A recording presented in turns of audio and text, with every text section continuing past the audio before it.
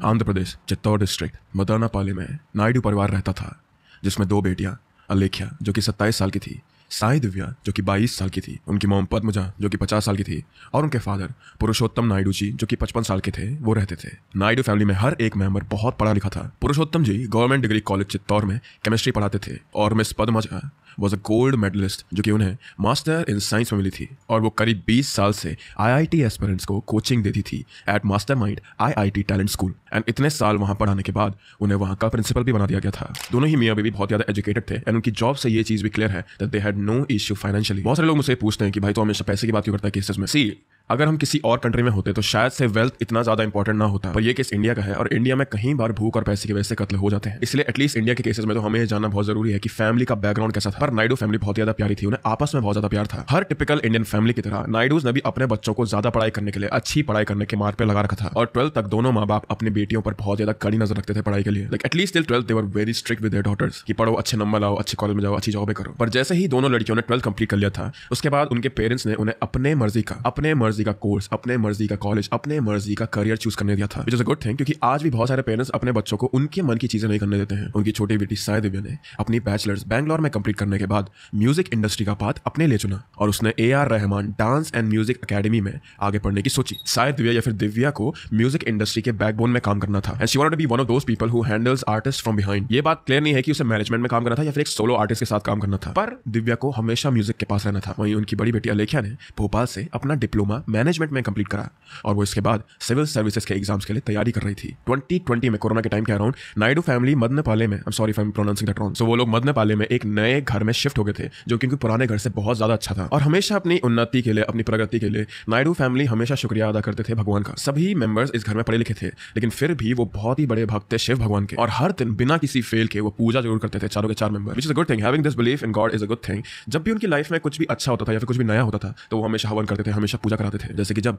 पद्मजा का प्रमोशन हुआ था कोचिंग सेंटर में तो उनकी पूरी फैमिली ने हवन रखा था। दे वर वेरी डिवोटेड टू से द लीस्ट और यही वैल्यूज एंड यही संस्कार उन्होंने अपनी बच्चियों को भी दिए थे। एंड ये बात अलेख्या के फ्रेंड्स को भी फील होती थी। अलेख्या अपने सोशल मीडिया पर कई बार भगवान के बारे में, गुडविल्स के बारे में और पॉजिटिव पोस्ट के जो कि बिलीफ से रिलेटेड होते थे उन्हें डालती थी। एंड सेम अपने पेरेंट्स जैसे ही अलेख्या जब बाहर पढ़ने गई थी तब भी विदाउट फेल वो भगवान की पूजा हर एक दिन करती थी। सो दीज किड्स ये अपनी पढ़ाई कर रहे थे, कॉलेज में थे रिस्पेक्टिवली, पर 2020 में तुम्हें पता है क्या हो रहा था? तो इनके पेरेंट्स ने क्या करा कि दोनों बेटियों को अपने नए घर में वापस बुला लिया साथ रहने के लिए। एंड सैडली यहां से चीजें खराब होना शुरू हो गई थी। 23 जनवरी 2021 को नायडू फैमिली ने अपने काम से कुछ दिन के लिए छुट्टी ले ली थी। उनके कोलीग्स ने बताया कि उन्हें एक बहुत ज्यादा बड़ी पूजा करनी थी अपने दोष मिटाने के लिए, जिसकी प्रिपरेशन में बहुत ज्यादा टाइम लगने वाला था। इसीलिए वो लोग कुछ दिन पहले से ही छुट्टी मांग रहे थे और क्योंकि पद्मजा और पुरुषोत्तम दोनों का व्यवहार अपने काम पे अच्छा था and they were also regulars, तो इसलिए उन्हें आसानी से छुट्टी मिल भी गई। तो नायडू फैमिली के चारों मेंबर लग गए अपनी पूजा की प्रिपरेशन में। उनके नेबर्स के अकॉर्डिंग 24 जनवरी 2021 जो कि संडे था, उस दिन उन्हें नायडूज के घर से कुछ मंत्र पढ़ने की आवाजें आई। ये सुबह का समय था and it wasn't anything out of ordinary, तो वो लोग बिना कुछ पूछे अपने काम पर लगे रहे। पर उसी दिन शाम को 7 बजे पुरुषोत्तम ने अपने एक दोस्त को कॉल लगाया। उनके ये दोस्त पद्मजा के कोचिंग सेंटर में ही काम करते थे और उनकी फैमिलीज भी एक दूसरे को अच्छे से जानते थे। जब उनके दोस्त ने कॉल उठाया तो वो नॉर्मल दिन की ही बातें कर रहे थे, पर फिर उन्हें यह फील हुआ कि पुरुषोत्तम कुछ डरे वैसे थे। सो ही आस्क्ड कि क्या प्रॉब्लम है, आप कुछ घबराए वैसे लग रहे हैं पुरुषोत्तम जी, सब ठीक तो है ना? तो पुरुषोत्तम ने अपने दोस्त से कहा कि शायद मैंने एक ऐसी चीज कर दी है जिसे मैं कभी भी ठीक ना कर पाऊं। और फिर उन्होंने अपने टीचर दोस्त को हर एक चीज डिटेल में बताना शुरू करा, जिसे सुनकर उनके फ्रेंड के रोंगटे खड़े हो गए थे। पुरुषोत्तम ने अपने दोस्त को कॉल पे कहा कि उसने अपनी दोनों बेटियों को मार दिया है और कल 25 जनवरी को उसकी दोनों बेटियां वापस आ जाएंगी। His friend he could not believe this thing कि एक पढ़ा लिखा आदमी ये बातें बोल रहा है मुझे, पर फिर भी अपना आपको वापस कलेक्ट करके उन्होंने पुरुषोत्तम जी से पूछा कि आखिर उन्होंने ऐसा क्यों करा, रीजन क्या था। तो पुरुषोत्तम ने उन्हें बहुत ज्यादा वेग वे में ये समझाया कि उनकी बेटियों के अंदर बुरी शक्तियां थी जो कि उनकी बलि चढ़ाने पर उन्हीं के साथ कलयुग में मर जाएंगी और कल जब सतयुग शुरू होगा, जब 25 जनवरी को सतयुग शुरू होगा तो मेरी बेटियां इसी शरीर में वापस आ जाएंगी बिना बुरी शक्तियों के। So basically he wanted to cleanse his daughters. ये चीज सुनते ही उनके दोस्त ने कॉल कट करा और उन्होंने सीधा पुलिस को फोन लगाया और कॉल रिसीव करने के बाद पुलिस भी सीधा नायडूज के घर पहुंच गई। जैसे ही वो नायडूज के घर पहुंचे तो they could not believe what was in front of them. खून के पूल में पुलिस को सबसे पहले पूजा घर के सामने साई दिव्या की बॉडी मिली, जिसके सर में त्रिशूल से पहले वार करा गया था और उसके बाद उसके फेस पे डंबल से मारा गया था। और पूजा घर के अंदर जाने के बाद उन्हें अलेख्या की बॉडी मिली थी जिसके सर पर भी दोबारा डंबल से मारा गया था। उन दोनों की बॉडी को लाल साड़ी से रैप करा गया था और मारने के बाद उनके सर से कुछ बाल काटे गए थे जो कि फिर भगवान शिव को ऑफर करे गए थे ताकि अगले दिन वो सतयुग में अपने शरीर में वापस आ सके। पूजा रूम से बाहर निकल के जब पुलिस वाले घर के अंदर गए तो उन्होंने देखा कि पद्मजा और पुरुषोत्तम बड़े आराम से बैठे हैं। उन्हें देखकर ऐसा लग ही नहीं रहा था कि उनकी बेटियां दूसरे कमरे में मरी पड़ी हैं।